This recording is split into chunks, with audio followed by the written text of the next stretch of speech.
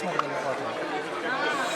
శ్రీ శ్రీ భారతీ స్వామి గారు చిన్నస్వామి గారు ఏం చేశారు. కోటప్పకొండ క్షేత్రానికి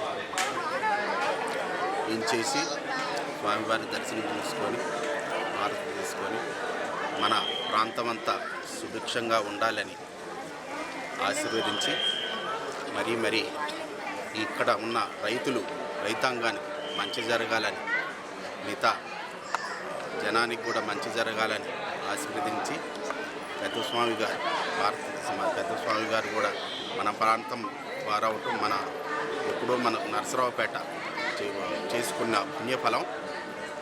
వారి ఆశీస్సులతో కోటప్పకొండ రెనోవేషన్ జరిగింది అప్పట్లో. అదేవిధంగా కోటప్పకొండలో ఏ ప్రోగ్రామ్స్, ఏ దైవ కార్యాలైనా కూడా స్వామివారి అనుమతితోనే జరుగుతుంటాయి.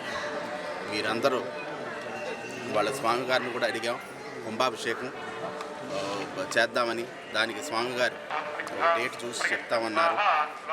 మళ్ళీ కుంభాభిషేకానికి కూడా అదే చెప్పాం. కుంభాభిషేకానికి కూడా స్వామివారిని అడిగింది ఏంటంటే, స్వామి మరి ఎప్పుడు అంటే వెళ్ళిన తర్వాత డేట్ చూసి మంచి రోజు చూసి చేస్తాం. శృంగేరి మీరు వచ్చినప్పుడు చెప్తానులేండి, మా టూర్ అయిపోయిన తర్వాత, విజయయాత్ర అయిపోయిన తర్వాత చెప్తామన్నారు. అదేవిధంగా ఇప్పుడు ఉన్న క్షేత్రానికి చాలా ఇంకా రెనోవేషన్ వర్క్లు, అదేవిధంగా కింద కూడా శివరాత్రి నాటికి ఇంకా చాలా రెనోవేషన్ వర్క్స్ కూడా పెట్టుకున్నాం. అదేవిధంగా కొత్త కాంప్లెక్స్లు కడుతున్నాం. కాంప్లెక్స్ పక్కన ఒక బిల్డింగు, అదే ఎదురు ఒక బిల్డింగు, ఇవన్నీ కట్టి ఇంకా మెరుగైన సౌకర్యాలు శివరాత్రి కల్లా అందజేయటానికి ప్రయత్నిస్తాం. గురవే సర్వలోకానాం భిషజే భవరోగిణాం ఉదయే సర్వ విద్యానాం దక్షిణామూర్తయే నమః.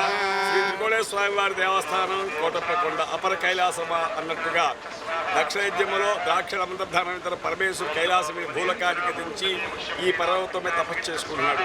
ఇది చోళరాజుల కాలంలో పునఃప్రతిష్ఠ కార్యక్రమం జరిగింది. ఆనాటి నుండి ఈనాటి వరకు కూడా చాలా ప్రసిద్ధి చెందుతూ వస్తుంది.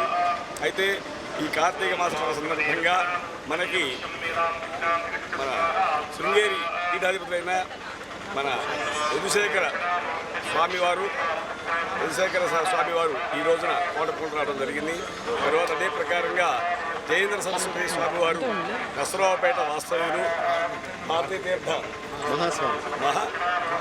మహాస్వామివారు అక్కడ నరసరావుపేటలో మరి జన్మించడం, తర్వాత ఇక్కడ స్వామివారికి ఎన్నో కాలాల నుంచి ఆయన ఇంతకాలం స్వామివారికి అభిషేకాలు చేసుకోవడం జరిగింది.